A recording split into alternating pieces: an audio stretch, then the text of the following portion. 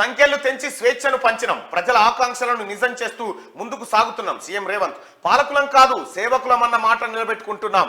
రేవంత్ అన్నగా నన్ను జనం గుండెల్లో పెట్టుకున్నారు. నెల రోజుల పాలన తృప్తిని కొత్త అనుభూతినిచ్చిందన్న సీఎం.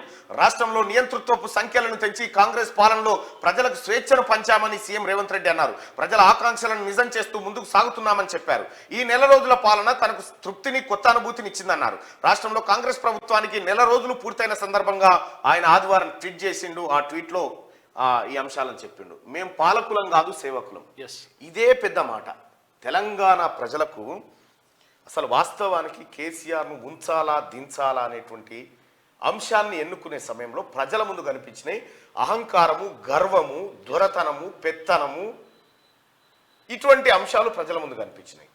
కనిపించిన నేపథ్యంలో ప్రజలు ఈ అహంకారము, ఈ దొరపోకడ, ఈ వ్యవహారం ఏదైతుందో దీన్ని మనసులో పెట్టుకొని నేనే దొర, నన్ను మించినోడెవడు, నేనే రాజును అనేటువంటి వ్యవహారం నుంచి ఆల్టర్నేట్గా కాంగ్రెస్ పార్టీ మేము పాలకులం కాదు మేము ప్రజల జీతగాలం అనేటువంటి మాట తీసుకొచ్చింది.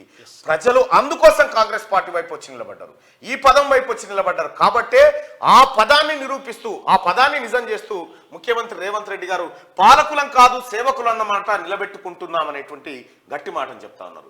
రేవంత్ అన్నగా నన్ను జనం గుండెలో పెట్టుకున్నారు. నెల రోజుల పాలన తృప్తిని కొత్త అనుభూతిని ఇచ్చిందని ముఖ్యమంత్రి రేవంత్ రెడ్డి చెప్పారు. ఆయన ట్వీట్ చేసి ఈ విషయాన్ని వెల్లడించారు. ఈయన ట్వీట్ చేయకపోయినా జనం చెప్పిన మాట కూడా ఇదే. నిన్న మార్నింగ్ న్యూస్ లో 100% మంది ప్రజలు ఆయన పరిపాలన సపోర్ట్ చేస్తూ కాంగ్రెస్ పరిపాలన బేసిక్గా ఉందని 190% మంది ప్రజలు తమ అభిప్రాయాన్ని తెలియజేశారు.